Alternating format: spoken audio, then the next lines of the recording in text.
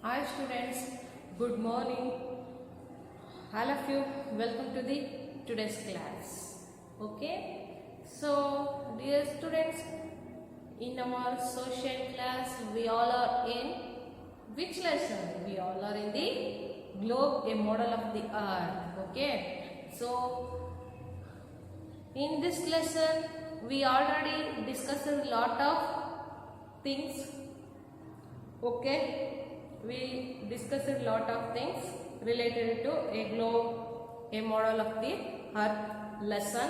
Okay students, so in this lesson you all are understood about the earth and how earth looks like and who introduced the concept the earth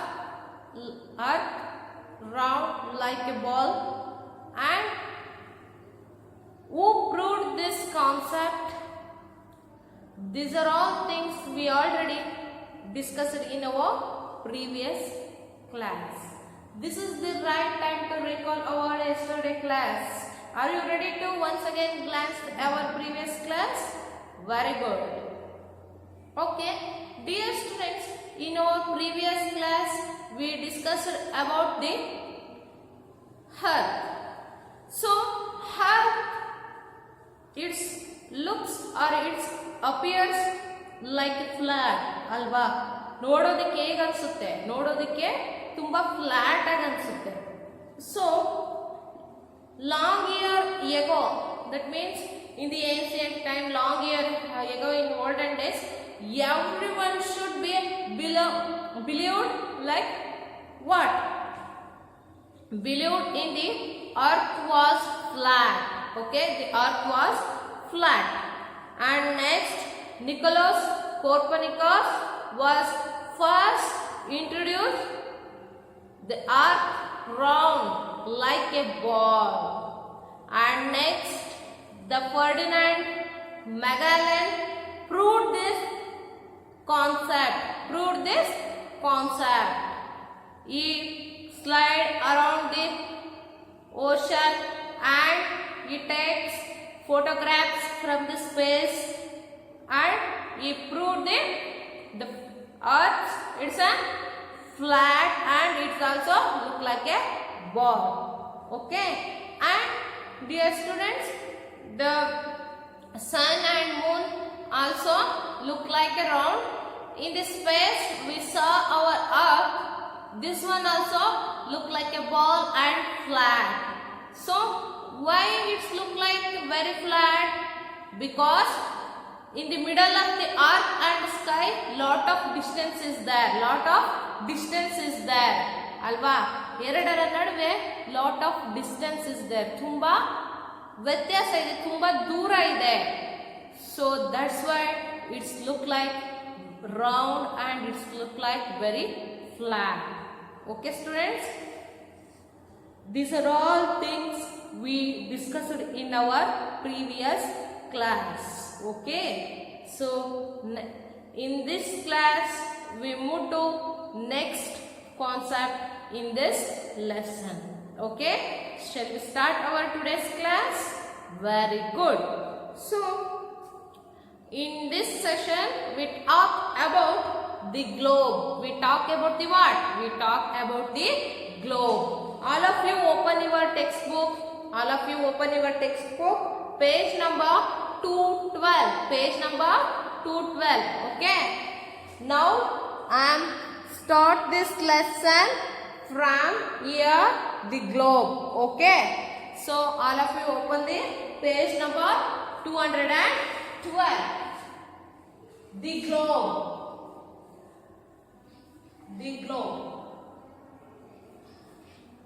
The concept globe. Okay, about the globe we talking now. So all of you observe your textbook with this video. So earth is so big. Earth is so big that we cannot properly scale it. That we cannot properly scale it. So we take the help of a globe. So we take a help of the globe. A globe is a small model of the earth. It shows us the shape and location of the continents, oceans and seas on a smaller scale. It also shows the shape and location of countries and location of important cities. Okay students, so ಮಕ್ಕಳ ನಿಮಗೆ ಗೊತ್ತಿದೆ our earth it's a very large, it's a big one ಅಲ್ವಾ. ಭೂಮಿ ತುಂಬಾ ದೊಡ್ಡದಾಗಿದೆ. So ಅದನ್ನು ನಾವು ಸರಿಯಾಗಿ ಅಳೆಯೋದಕ್ಕೆ ಸಾಧ್ಯ ಇಲ್ಲ. We cannot measure that one ಅಲ್ವಾ. ನಾವು ಅದನ್ನ ಅಳೆಯೋದಕ್ಕೆ ಸಾಧ್ಯ ಇಲ್ಲ. ಆದ್ರಿಂದ ದಟ್ಸ್ ವೈ therefore ನಾವು ಆ ಗ್ಲೋಬ್ನ ಹೆಲ್ಪನ್ನ ತಗೊಂಡ್ಬಿಟ್ಟು ಏನ್ ಮಾಡ್ತೀವಿ, ಗ್ಲೋಬ್ನ ಹೆಲ್ಪ್ ತಗೊಂಡ್ಬಿಟ್ಟು ಭೂಮಿ ತುಂಬಾ ದೊಡ್ಡದಾಗಿರೋದ್ರಿಂದ ನಮಗೆ ಮೆಷರ್ ಮಾಡೋದಕ್ಕೆ ಕಷ್ಟ ಆಗುತ್ತೆ. ಸೊ ಅದಕ್ಕೆ ನಾವು we take the help from which one, globe. Okay, we take the help from globe. ಈ ಒಂದು ಗ್ಲೋಬ್ ಇಂದ ನಾವು ಹೆಲ್ಪ್ ಅನ್ನ ತಗೊಳ್ತೀವಿ. ಯಾವ ರೀತಿ? ಗ್ಲೋಬ್ ಇದು ಒಂದು globe A model of the earth ಅಲ್ವಾ. ಗ್ಲೋಬ್ ಭೂಮಿಯ ಒಂದು ಸಣ್ಣ ಮಾದರಿ. ಸೊ ಆದ್ರಿಂದ ಇದು ಕಾಂಟಿನೆಂಟ್ಸ್ ಅನ್ನ, ಸೀಸ್ ಆರ್ ಓಷನ್ಸ್ ಅನ್ನ ಇರ್ಬೋದು, ಇದರ ಒಂದು ಶೇಪ್, ಪ್ಲೇಸ್ ಅನ್ನ, ಅಂದ್ರೆ ನೋಡಿ ಖಂಡಗಳು, ಕಾಂಟಿನೆಂಟ್ಸ್, ಸಾಗರಗಳು ಮತ್ತೆ ಸಮುದ್ರಗಳ ಆಕಾರ ಮತ್ತು ಸ್ಥಳಗಳನ್ನು ಸಣ್ಣ ಪ್ರಮಾಣದಲ್ಲಿ ನಮಗೆ ತೋರಿಸುತ್ತದೆ. ಇಟ್ ಶೋಸ್ ಟು ಹಸ್ ಅಲ್ವಾ. ಸೊ ನೆಕ್ಸ್ಟ್, ಇದು ದೇಶಗಳ ಆಕಾರ ಮತ್ತು ಸ್ಥಳ ಮತ್ತು ನಗರಗಳ ಸ್ಥಳವನ್ನು ಸಹ ತೋರಿಸುತ್ತದೆ. ಅಂದ್ರೆ ಈ ಗ್ಲೋಬ್ ಏನ್ ಮಾಡುತ್ತೆ, ಇಟ್ ಶೋಸ್ ಟು ಹಸ್ ಅಲ್ವಾ. ನೋಡಿ ಇಲ್ಲಿ ಇದೆ, A globe is A small model of the earth. ಅಂದ್ರೆ ಇದು ಒಂದು ಭೂಮಿಯ ಒಂದು ಸಣ್ಣ ಮಾದರಿ. And it shows us the shape and location of the continents. ಅಂದ್ರೆ ಆ ಕಾಂಟಿನೆಂಟ್ ನ ಒಂದು ಶೇಪ್ ಅನ್ನ, ಪ್ಲೇಸ್ ಅನ್ನ ನಮಗೆ ಶೋ ಅಪ್ ಮಾಡುತ್ತೆ. Which one? This globe. Globe ಅಲ್ವಾ. ಈ ಗ್ಲೋಬ್ ನಮಗೆ ಈ ಕಾಂಟಿನೆಂಟ್ಸ್ ನ ಮತ್ತೆ ಸೀಸ್ ಇರ್ಬೋದು, ಓಷನ್ಸ್ ಇರ್ಬೋದು, everything should be show up to us. ಪ್ರತಿಯೊಂದನ್ನು ಕೂಡ ನಮಗೆ ಶೋ ಅಪ್ ಮಾಡುತ್ತೆ ಈ ಗ್ಲೋಬ್. ಗೊತ್ತಾಯ್ತಲ್ವಾ. ಸೊ ನೆಕ್ಸ್ಟ್, ಅದೇ ರೀತಿ it also shows the shape and location of countries. ಅಂದ್ರೆ ಒಂದು ದೇಶದ ಆಕಾರವನ್ನ, ಅದರ ಒಂದು ಸ್ಥಳವನ್ನು ಸಹ ನಮಗೆ ಇಂಡಿಕೇಟ್ ಮಾಡುತ್ತೆ. ಗೊತ್ತಾಯ್ತಲ್ವಾ. ಯಾವ ದೇಶ ಎಲ್ಲಿದೆ, ಯಾವ ಶೇಪ್ ಅಲ್ಲಿದೆ, ಎಷ್ಟು ಸ್ಪೇಸ್ ಅನ್ನ ತಗೊಂಡಿದೆ ಅನ್ನೋ ಪ್ರತಿಯೊಂದು ಇನ್ಫಾರ್ಮೇಶನ್ ಕೂಡ ನಮಗೆ ಪ್ರೊವೈಡ್ ಮಾಡುತ್ತೆ. Which one?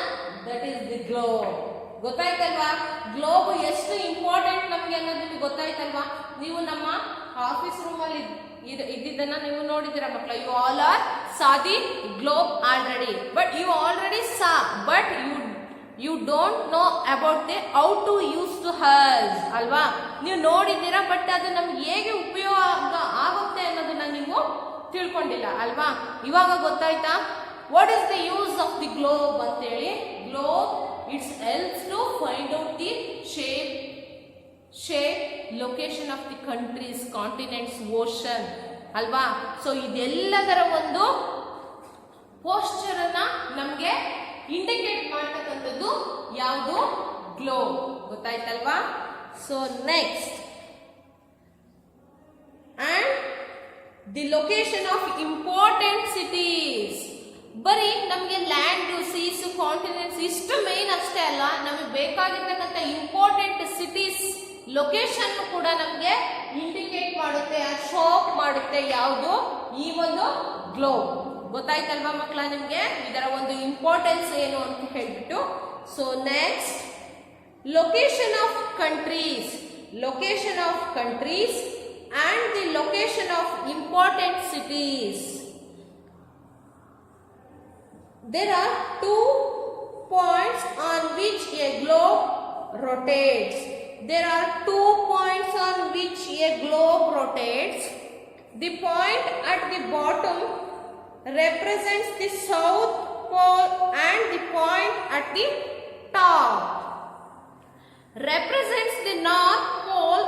An imaginary line running from one pole to the other through the center of the earth is called the axis. The earth rotates on this axis. ನೋಡಿ ಮಕ್ಕಳ, globe ತಿರುಗತಕ್ಕಂಥ ಈ globe ತಿರುಗುವ 2 ಬಿಂದುಗಳಿದಾವೆ. ಅಂದ್ರೆ ನಿಮ್ಗೆ ಈ globe ಈ ರೀತಿ ಇದೆ ಅಲ್ವಾ, ಇದರಲ್ಲಿ ತಿರುಗುವ 2 ಬಿಂದುಗಳಿದೆ. ಯಾವ ರೀತಿ ಇಲ್ಲಿ ಎಡ್ಜಸ್ ಅಲ್ಲಿ ಇದೆ ಅಲ್ವಾ. ಸೊ ಈ ರೀತಿ ಅಲ್ವಾ ತಿರುಗೋದು, ಅದು ನೋಡಿದಿರ ಅಲ್ವಾ, ಬಾಲ್ ತರ ಇರುತ್ತೆ. ಸೊ ನೆಕ್ಸ್ಟ್ ಕ್ಲಾಸ್ ಅಲ್ಲಿ ನಾನು ನಿಮ್ಗೆ ಗ್ಲೋಬ್ ಅನ್ನ ತೋರಿಸ್ತೀನಿ. ಓಕೆ, ಸೊ ಈ ತಿರುವ 2 ಕಡೆನೂ ಕೂಡ 2 ಬಿಂದುಗಳಿವೆ. ಸೊ ಕೆಳಭಾಗದಲ್ಲಿ ಇರ್ತಕ್ಕಂತ ಬಿಂದು ನಮಗೆ ಅಂದ್ರೆ ಇಲ್ಲಿ ನೋಡಿ, ಈ ಕೆಳಭಾಗದಲ್ಲಿ ಇರ್ತಕ್ಕಂಥದ್ದು ಯಾವುದನ್ನ ತೋರಿಸುತ್ತೆ? ಸೌತ್ರನ್ ಅಲ್ವಾ, ಅಂದ್ರೆ ದಕ್ಷಿಣ ಧ್ರುವವನ್ನ ಅಂದ್ರೆ ಪ್ರತಿನಿಧಿಸುತ್ತೆ, ರೆಪ್ರೆಸೆಂಟ್ ಮಾಡುತ್ತೆ. ಅದೇ ರೀತಿ ಇಲ್ಲಿ ಮೇಲಿರ್ತಕ್ಕಂಥ ಈ ಬಿಂದು ಏನ್ ಮಾಡುತ್ತೆ? ಈ ಅಂದ್ರೆ ನಾರ್ತ್ ಅಲ್ವಾ, ಉತ್ತರ ಧ್ರುವವನ್ನ ನಮ್ಗೆ ಇಂಡಿಕೇಟ್ ಮಾಡುತ್ತೆ. ಸೊ ಅಂದ್ರೆ ಪ್ರತಿನಿಧಿಸುತ್ತೆ. ಸೊ ನೆಕ್ಸ್ಟ್, ಭೂಮಿ ಮಧ್ಯದ ಮೂಲಕ ಬಿಂದು ಧ್ರುವದಿಂದ ಇನ್ನೊಂದಕ್ಕೆ ಚಲಿಸುವ ಕಾಲ್ಪನಿಕ ರೇಖೆಯನ್ನ ಅಕ್ಷ ಎಂದು ಅಂದ್ರೆ ಅಕ್ಷ ಅಂತ ಹೇಳಿ ಕರಿತೀವಿ. ಅಂದ್ರೆ ಏನು? ಭೂಮಿಯ ಮಧ್ಯದ ಮೂಲಕ ಈ ಭೂಮಿ ಈ ಮಧ್ಯದ ಮೂಲಕ ಏನ್ ಮಾಡುತ್ತೆ ಮಕ್ಕಳ? ಈ ಮಧ್ಯಭಾಗದಲ್ಲಿ ಇರ್ತಕ್ಕಂಥ ಬಿಂದು ಇದೆ ಅಲ್ವಾ, ಸೊ ಇಲ್ಲಿಂದ ಇನ್ನೊಂದಕ್ಕೆ ಚಲಿಸುವ ಕಾಲ್ಪನಿಕ ರೇಖೆ, ಈ ಬಿಂದುವಿಂದ ನೆಕ್ಸ್ಟ್ ಇನ್ನೊಂದಕ್ಕೆ ಮೂವ್ ಆಗ್ತಕ್ಕಂಥ ಒಂದು ಕಾಲ್ಪನಿಕ ರೇಖೆಯನ್ನ ನಾವು ಏನಂತ ಕರಿತೀವಿ? ಅಕ್ಷ ಅಂತೇಳಿ ಕರಿತೀವಿ. ಸೊ ನೆಕ್ಸ್ಟ್, ಈ ಅಕ್ಷದಲ್ಲಿ ಭೂಮಿ ಸುತ್ತುತ್ತಾ ಇರುತ್ತೆ. ಅಂದ್ರೆ ಈ ಬಿಂದುವಿಂದ ಇಟ್ಕೊಂಡ್ಬಿಟ್ಟು ಇದರ ಮೇಲೆ ಹಾದು ಹೋಗ್ತಕ್ಕಂಥ ರೇಖೆಯನ್ನ ನಾವು ಅಕ್ಷ ಅಂತ ಹೇಳಿ ಕರಿತೀವಿ. ಸೊ ಇದು ಏನ್ ಮಾಡುತ್ತೆ? ಈ ಅಕ್ಷದಲ್ಲಿ ಈ ಕೇಂದ್ರ ಬಿಂದುವಿನಲ್ಲಿ ಭೂಮಿ ಏನ್ ಮಾಡುತ್ತೆ? ಸುತ್ತುತ್ತಾ ಇರುತ್ತೆ. ಏನ್ ಮಾಡ್ತಾ ಇರುತ್ತೆ? ಸುತ್ತುತ್ತಾ ಇರುತ್ತೆ. ಈ imaginary line running from the pole ಅಂತ ಹೇಳಿದ್ವಿ ಅಲ್ವಾ. ಈ ಒಂದು ಇಮ್ಯಾಜಿನರಿ ಲೈನ್ ಏನ್ ಮಾಡುತ್ತೆ? It's passes from this pole ಅಲ್ವಾ. ಈ ಕೇಂದ್ರ ಬಿಂದು ಈ ಮಧ್ಯದಲ್ಲಿರ್ತಕ್ಕಂಥ ಈ ಬಿಂದುವಿನ ಮುಂದೆ ಹಾದು ಹೋಗುತ್ತಲ್ವಾ, ಆ ಒಂದು ಇಮ್ಯಾಜಿನರಿ ಲೈನ್ ಅನ್ನ ನಾವು ಏನಂತ ಕರಿತೀವಿ? V call it as what? pole to the other through the center of this earth is called the axis. ಅಂದ್ರೆ ಈ ಬಿಂದುವನ್ನು ನಾವೇನಂತೀವಿ? ಕೇಂದ್ರ ಬಿಂದು ಅಂತ ಹೇಳಿ ಕರಿತೀವಿ ಅಂತ ಹೇಳಿ, ಗೊತ್ತಾಯ್ತಾ? ಆಕ್ಸಿಸ್. ನೋಡಿ, ನಾವು ಈಗ ನಮ್ಮ ಕಾಲ ಮೇಲೆ ನಾವು ನಿಂತು ಒಂದು ರೌಂಡ್ ಅನ್ನ ನಾವು ಹಾಕಿದಾಗ ನಮ್ಗೆ ಏನಾಗುತ್ತೆ? ಒಂದು ರೌಂಡ್ ನಾವು ಹಾಕಿದಾಗ ಅಲ್ಲಿ ನಿಂತಿರ್ತಕ್ಕಂಥ ಮೇನ್ ಸೆಂಟರ್ ಪಾಯಿಂಟ್ ಇದೆ ಅಲ್ವಾ, ಸೊ ಅದು ಏನದು? What is it? It's on pole ಅಲ್ವಾ. ಇದು ಒಂದು ಕೇಂದ್ರ ಬಿಂದು. ಸೊ ಆ ಒಂದು ಪಾಟ್ ಅಲ್ಲಿ ನಿಂತ್ಕೊಂಡ್ಬಿಟ್ಟು ನಾವು we have to move 1 round ಅಲ್ವಾ. 1 ರೌಂಡ್, ಜಸ್ಟ್ 1 ರೌಂಡ್ ಅನ್ನ ನಾವು ಮೂವ್ ಆದಾಗ ನಮಗೆ ಗೊತ್ತಾಗುತ್ತೆ ಅಲ್ವಾ.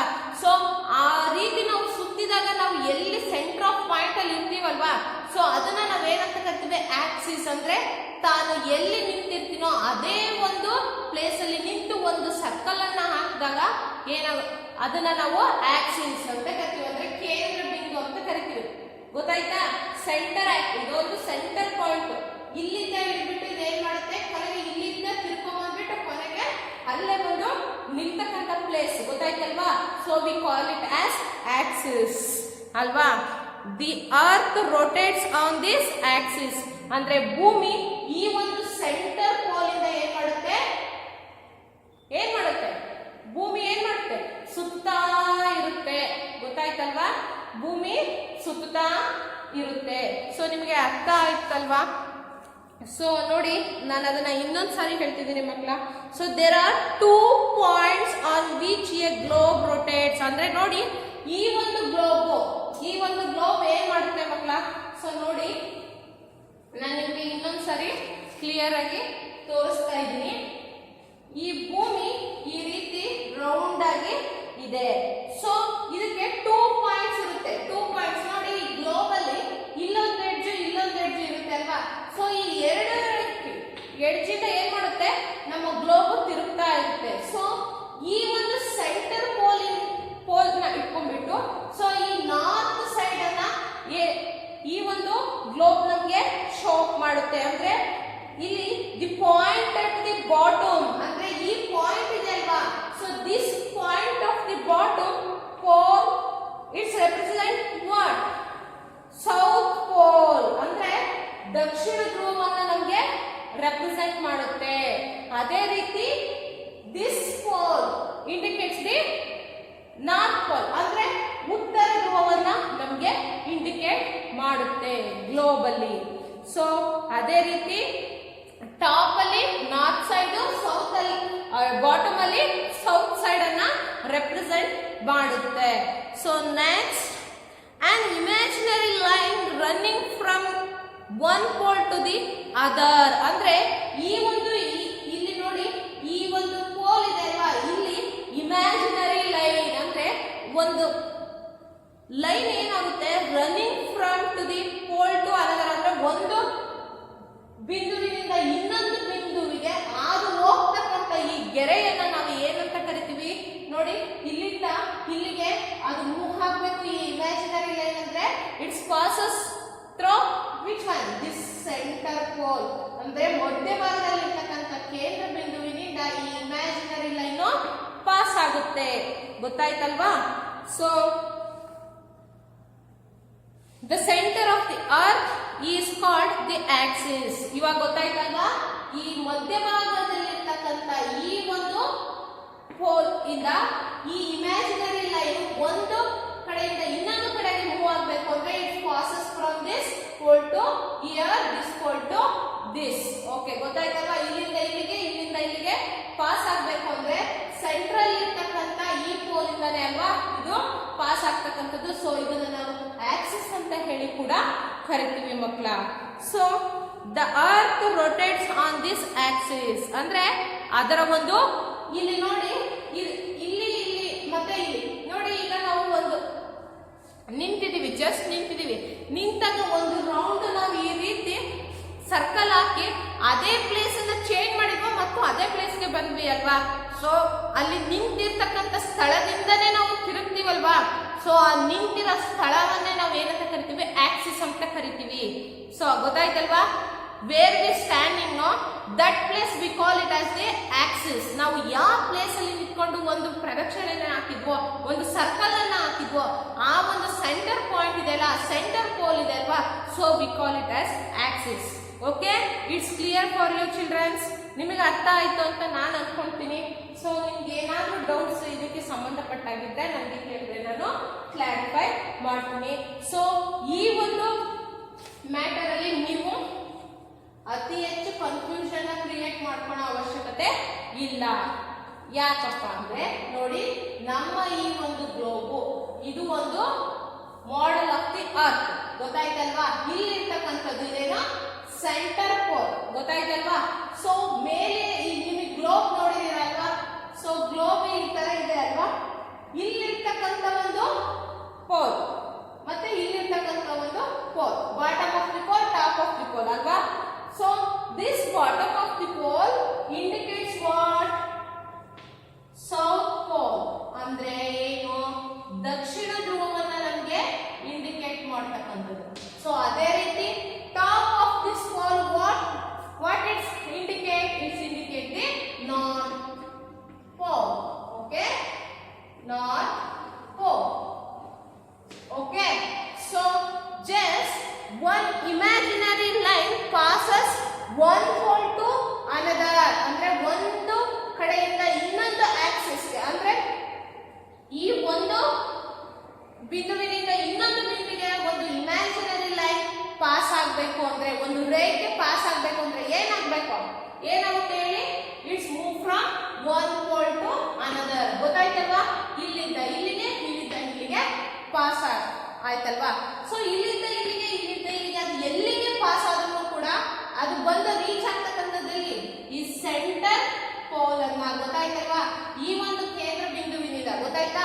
ಅದೇ ರೀತಿ it's move from one round, it's taken one round ಅಂದ್ರೆ ಇದು ಒಂದು ಸುತ್ತನ್ನ ಹಾಕಿದ್ರು ಕೂಡ ಮತ್ತೂ ಕೂಡ ಅದು ಬಂದ್ಬಿಟ್ಟು ತನ್ನ ಕೇಂದ್ರ ಸ್ಥಾನದಲ್ಲೇನೆ ಸ್ಟಾಪ್ ಆಗುತ್ತೆ. ಗೊತ್ತಾಯ್ತಲ್ವಾ? ಸೊ ಇದಿಷ್ಟು ಕೂಡ ತಮ್ಮ ಗ್ಲೋಬ್ಗೆ ರಿಲೇಟೆಡ್ ಆಗಿರ್ತಕ್ಕಂಥದ್ದು. So dear students, I stopped up. Now here all of you put one small right mark in front of this word axis. ಗೊತ್ತಾಯ್ತಾ? ಈ ವರ್ಡ್ ಆಕ್ಸಿಸ್ ಅನ್ನೋ ವರ್ಡ್ ಮುಂದೆ ನೀವು ಒಂದು ಸ್ಮಾಲ್ ರೈಟ್ ಮಾರ್ಕ್ ಅನ್ನ ಹಾಕೊಳ್ಳಿ. Okay, in the next remaining part of this globe we continued in our next class. Thank you students.